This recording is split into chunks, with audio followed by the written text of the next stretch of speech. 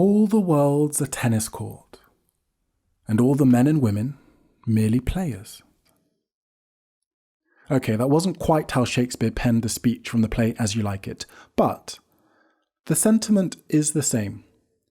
For in life, as in tennis, there are things that you can and there are things that you cannot control. And today I was remembering something that my first tennis coach, James Barry, said to me when I was a young scholar of tennis.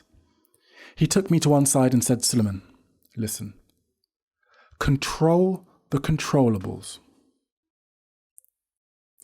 In tennis, you can't control where the opponent's going to put the ball. He or she might decide to play a drop shot. They might try to lob you.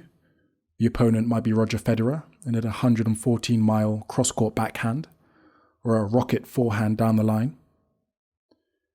You can't control where the opponent's going to put the ball.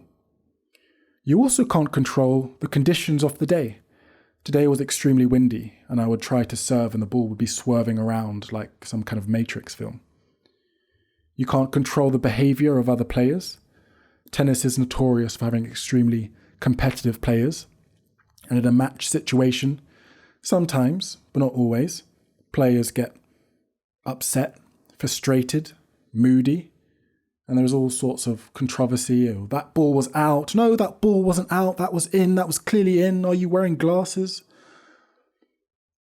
And you can get sucked in to the mind games and the hullabaloo that's going on in the court. You can't control the ability of the opponent either. They could be, as I said, Roger Federer, in which case, just pray.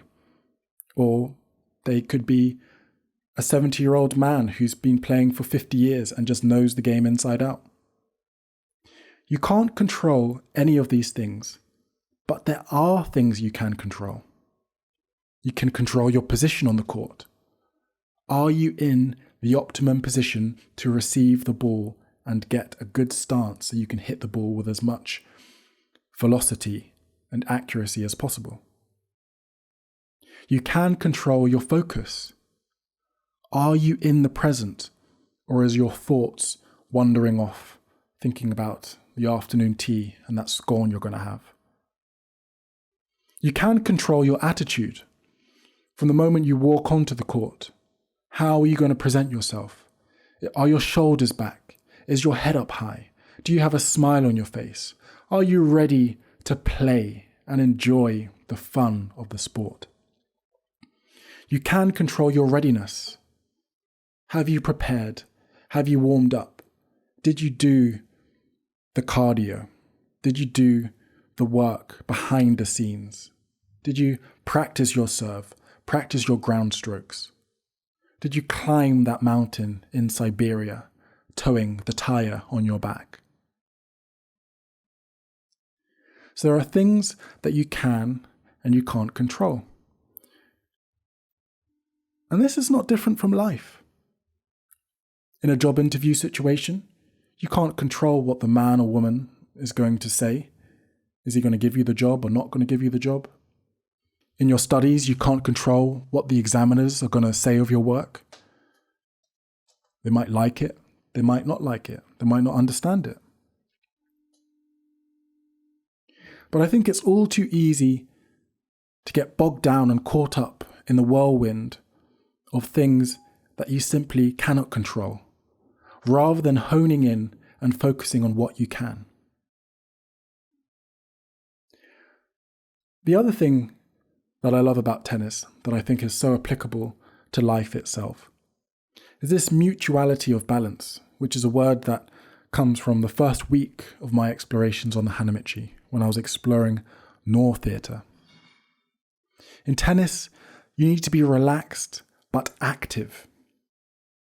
If you're too relaxed and languid, you're just like jelly. You're just floating and bobbing around the tennis court. It's no good at all. But if you're full of tension and you're straining and you're stiff, you get in the way of yourself. You can't hit a smooth Federer-like shot when you're tensing your whole right arm and you're hitting the ball like it's some 2-ton chainsaw. So So you need to find this balance between being relaxed but being active. And that's a very personal thing because everyone's different. And that middle ground between being relaxed but active is going to be very particular to you. And how you find that, how you access that state, is also going to be very different. Everyone prepares and has their own ways of managing and navigating their own self.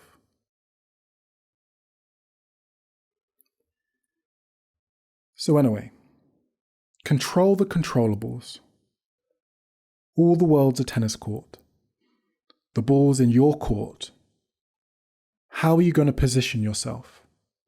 How are you going to stay in the present? And how are you going to present yourself so that you can be ready for the next move?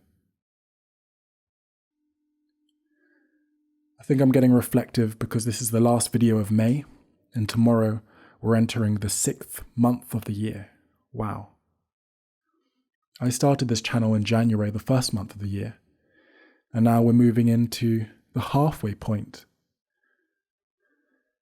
So all is transpiring very quickly, and I do think that life does sometimes feel a bit like a circus with all this commotion and speed and the sheer velocity of life. And this is mainly a reminder for myself as I move into this next month to control the controllables, go back to basics, focus on the things I can control, and hone them. This is your foundation. This is where you can springboard into bigger, better, and more beautiful things.